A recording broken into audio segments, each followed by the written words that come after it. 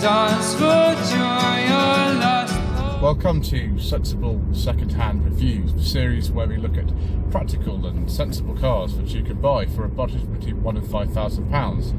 This is a 2020 Nissan Qashqai J11 1.3 DIGT Tekna. But is it any good? Should you care? Let's find out, shall we?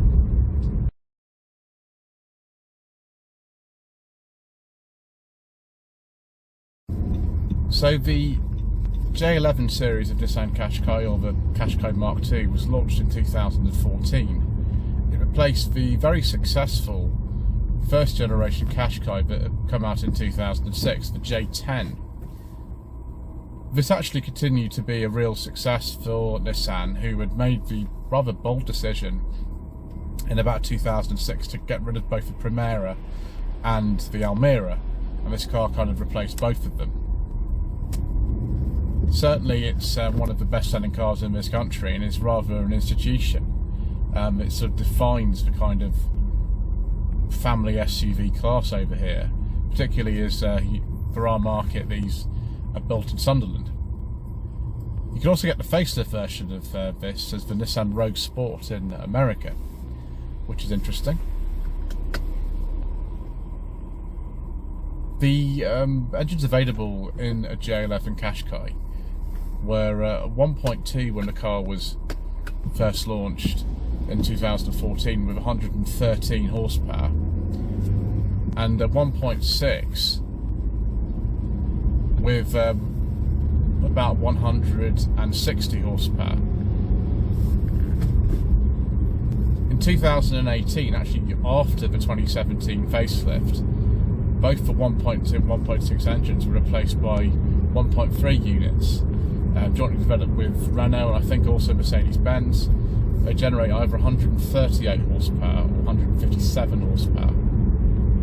Strangely enough, the 0 to 60 time in this car, which is about 10.5 seconds, isn't that different from the 1.2, which had quite a lot less horsepower. I don't really know why that is. It could have been due to emissions regulations, I suppose. There are also some diesels available, but as usual, due to controversial government legislation and all kinds of other reasons, we don't talk about diesels on this channel. What we do talk about is the way that this car's very user-friendly to drive. I've got my heated seat on, I've pulled out the reach adjustment for the steering. Feels very comfortable. I think I'm maybe a little bit too high up in this car. I'd like to go a little bit lower on the seat. I have adjusted electrically, which is nice. The gearbox as well, this 6-speed manual, but the throw is very long. It's not quite as long as some cars I've driven, but it's surprisingly long for a kind of normal family car like this. I don't quite know why that is, but never mind. Steering is very light. I would like a bit more weight to it. I thought there was a button somewhere to change the steering mode, but I can't quite find it. I thought there were 2 steering modes in one of these. The active steering, I think, is down here, which is for when you've got the adaptive cruise control on. So go over this bump, see what happens. It feels very composed. The steering, although it's incredibly light, and I really want a bit more weight to the steering in a car like this, is accurate enough, I suppose. It's not going to be used as a racing car, this, or anything like that. So, you know, I suppose that's suitable for most people who probably will be doing the school run and going to the shops mainly in these, or also very long kind of motorway journeys where you don't necessarily need really good steering feel. And actually this car's got things like lane departure warning, there we go, lane departure warning, lane keeping assist, and all kinds of other things, and 360 cameras and all sorts of other delights. And so, you know, that's really the focus. It's sort of on equipment and luxury and you know, nice comfortable drive, as opposed to any sort of involvement in a ride and handling, and that's fine.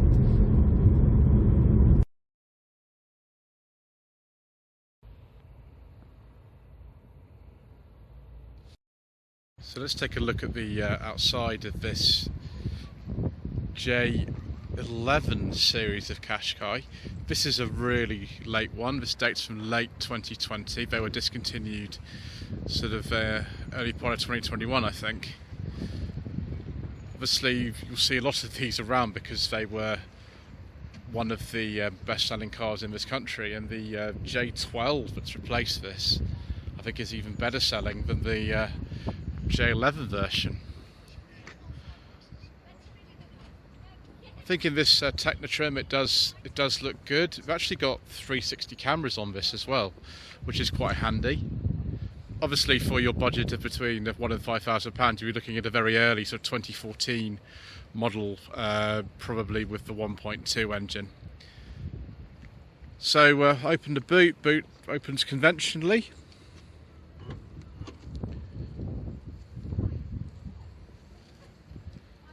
Quite a large sort of space this actually. We've got various bits in here when the car's actually outside the dealership. You can actually fit the low blind under here if you really want. It can go in here, but we won't do that. Tire inflation kit in here, and actually we've got the Bose sound system in this car, so you couldn't fit a spare wheel to the car with the Bose sound system because the subwoofer lives in the spare wheel well. You can take these bits of floor out, or you can stand them up and things like that. You'd stand it up like that if you want to divide the boot. Actually, if you really want to, reverse it like this, so if you've got lots of nasty wet things, it doesn't damage the carpet so much. So that's quite clever. We'll put it back to the conventional position. Hopefully I can do this with one hand. Does need a little bit of a clean, this car. It's not quite fully prepared for sale yet. It just needs a little hoover out and a bit of a polish, and that's it really. So if we get in the back, boot's about 430 litres, which actually is smaller than an MG ZS, which sits in the class below, but it's smaller again than the MG HS, which I think is more aimed at this, and that has something like 464 litres of boot space from memory. It's not quite as big as an HS in the back either. The HS is absolutely huge. This is okay, I suppose. Someone's put the passenger seat both very, very far back, so I might just move that forward a bit. She's got an electric driver's seat and a manual passenger seat. There we go, that's better. Keyless entry in this model, of course, all sorts of mod cons. Got a little door pocket in the back, which is good. Tinted windows, and thank goodness someone's actually fitted some mat pockets and 2 USB ports. Big panoramic sunroof on this car as well, which is really nice because the interior feels a lot lighter with that. So if I just move myself into it, yeah, it's nice and comfortable actually. Plenty of room to fit my feet under there, as long as someone doesn't put that seat back in a funny position again. Even got a little lumbar adjustment there. We've got a rear armrest, fantastic. So tinted glass and a rear armrest. We're already doing better than we would be otherwise doing with an MG ZS. Little tiny windows in there. I don't know if they really aid vision that much actually. It's more maybe getting a bit of light in here for models without the panoramic roof. And courtesy lights as well. Fantastic. So that's what you pay your extra money for over something like a ZS. Did we get? Ooh, we get. I think this is leather or artificial leather on the handle there, but actually a lot of this is quite hard. It is livened up a bit by this material here. Yeah, but this is very comfortable. I mean, getting child seats and things in and out of here, which probably, you know, most of these cars are used by families, wouldn't be difficult at all. And they've got seatbelt height adjustment. Fabulous. Right, well, let's go and sit in the front, shall we? Okay. One thing I can see actually is that the doors come all the way down to the bottom of the sill, and so you don't necessarily get sort of muck. If you're on daylight today, you get muck if you sort of rub the sill with the trousers. That's actually really well thought out. Keyless go, of course. I think some models did come with just a normal key. Lots and lots of technical stuff going on here. 6-speed manual in this car. All the second generation Qashqais had an automatic handbrake, which isn't really my favourite, but never mind. People seem to like those. Dash top is soft touch, which is rather good. That, unfortunately, is hard touch, which is a bit of a problem. For some people, I don't know if you're one of them, maybe you are.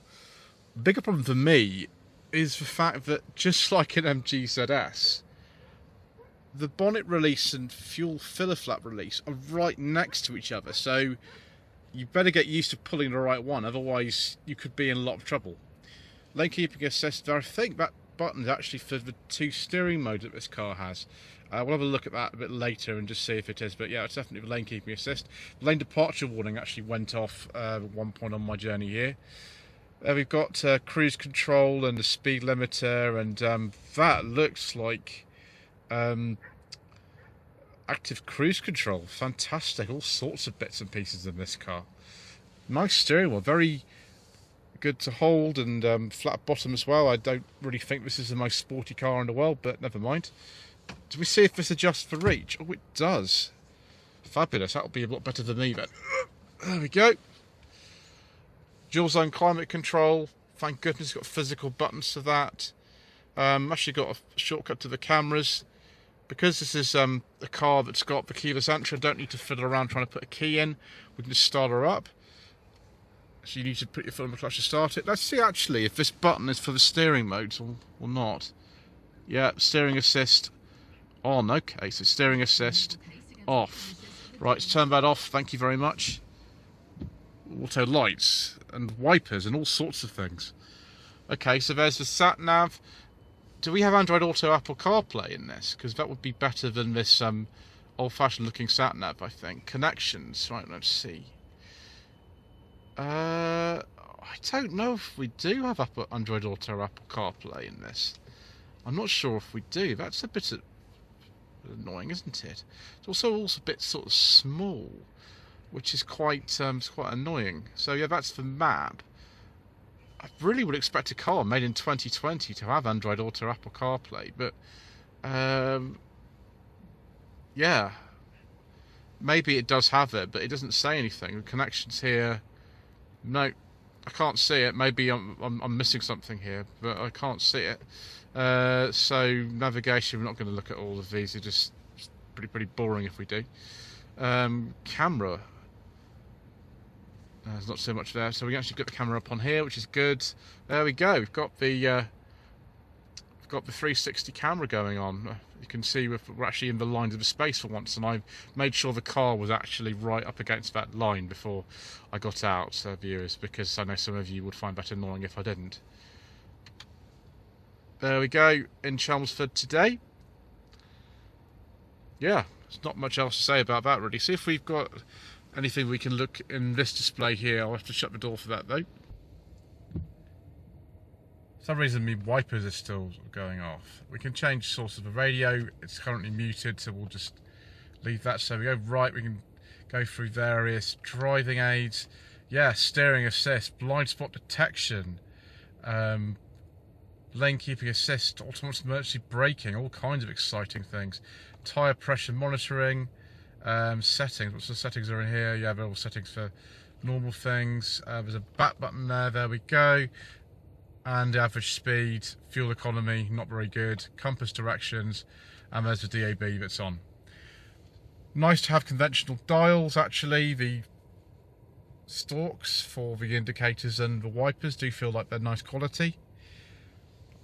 Surprised like we've got so many blank buttons sort of down here. I mean, what other features could you possibly need?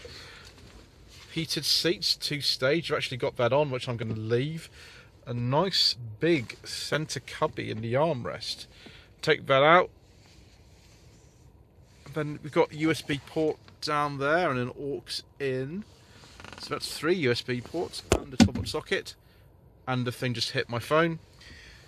Never mind. Nice big door bins. Let's have a look at the glove box and see if the secret mission documents would go in. I think they would. We'll have to go and get them and have a look in a second. Yeah, the door tops, are they soft? Yes, they are. That's good. I like that. This material's soft as well, and so is the material down here where all the switches are. There's the door locking switch. powerful mirrors. Yeah, all kinds of exciting things on this very, very late and very well equipped J11 model. Right, let's pull the correct lever down there and have a look under the bonnet. I'm surprised that this car doesn't have gas struts on the bonnet, but there we go, never mind. So a little 1.3 litre engine, in this case developing 138 horsepower. You could also get a 157 brake horsepower version of this engine. They only came in for the last sort of couple of years of this car's existence. About 2018, these 1.3s were introduced, replacing the earlier 1.2, 1.6 litre engines. It's a bit of a sort of mess up here. There's not some kind of neat plastic cover on top of there for some reason. It's more like sort of a bit of a naked engine, which obviously makes it easier to work on, really. This engine, I think, was used in some Mercedes models, as well as Renault, of course, because Renault and Nissan are the same company.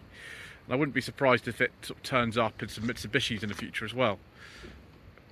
Renault Nissan, there we go, original battery. I think the car looks fine. It's probably looks a bit dated now in comparison with the J12 model that's been launched, but we've got all kinds of things on here. Front parking sensors and LED daytime running lights and LED headlights and all sorts of things. Right, let's stop whittering on, shall we, and go for another spin.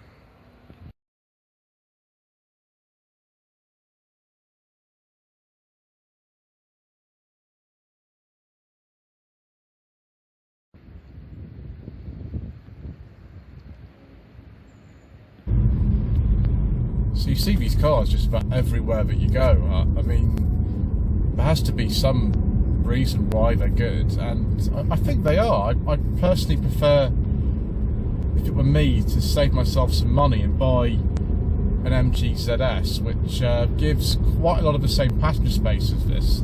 Obviously the engines aren't as powerful really, unless you are comparing it against the 1.2 version of this, and you can't get as much equipment.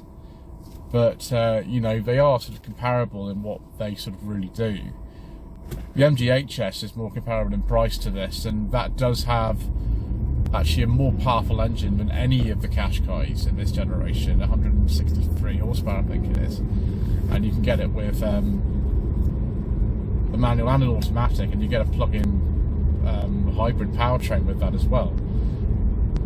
I would say though that this car does drive better than one of those. We've got for some reason active trace control and active ride control in this, which, you know, helps with sort of cornering, and I think it brakes the car if it notices that you're trying to go over, you know, bumps that are too challenging for it, which is good. It doesn't pitch and sort of roll as much as one of those either. If we go around this corner about 40 miles an hour, let's see. No, it just corners really, really flat. It's not pitching or anything. So much better car to drive than an HS, because those do suffer from tremendous deficit to sort of ride and handling, which this doesn't. So I think, you know, for the average person who, you know, has heard of these, and loads of people just say I want a Qashqai because they have that kind of recognition, I think these are absolutely fine. It's not quite my kind of car, but I, you know, admire it nevertheless.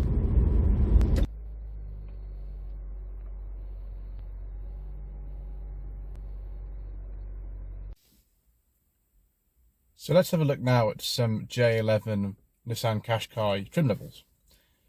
Was the Ascenta, the Ascenta Plus, the Ascenta Premium, the N Connector, the Tekna, like this one, the Tekna Plus, the Vizier, the Black Edition, the N Motion, the N Tech, the N Tech Plus, the N Vision, the Pilot 1, whatever that was, and the Premier Limited Edition.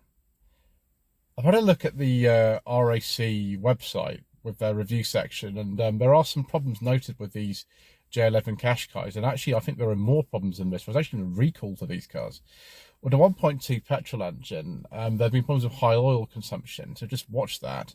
And that also, if you let the oil run low in those, it can lead to rattling timing chains, which isn't much fun. Parking sensors have been known to fail. They seem okay in this car. Stop-start systems also could be prone to failure. This one seems okay. The air conditioning needs regassing quite frequently, and actually the compressors do fail on these too. There are probably some other issues, but those are the ones that I could find. The automatic version in the pre-facelift cars, or rather the 1.2, 1.6 cars, was actually a CVT or the Xtronic. In the 1.3 models, it's actually a twin clutch system, although you've got a 6-speed manual here. So viewers, should you consider a J11 Nissan Qashqai as a sensible family car for a budget of between £1,000 and £5,000? Well, you're going to struggle to find one like this for anything under about maybe sort of 13 to 15,000, a car like this. But the early J11s with the 1.2 perhaps, you can buy those for sort of £4,000 to £5,000, and the prices of course will drop as time goes on. It's not the most exciting car I've ever driven. I think it's quite well thought out. The rear doesn't seem quite as spacious as I would have imagined a car like this, but then I'm comparing it to like an MGHS, and those are massive, so possibly it's an unfair comparison. But yeah, it's nice enough to drive. You know, it feels well made. It's nice that it's built in Sunderland for our market. And yeah, it's one of the cars you probably should have on your shortlist if you're thinking of sensible family transport. Thank you ever so much indeed once again for watching. Please don't forget to subscribe to the channel, like this video and comment below, and we shall see you again soon for some more reasonably priced motoring. Excellent.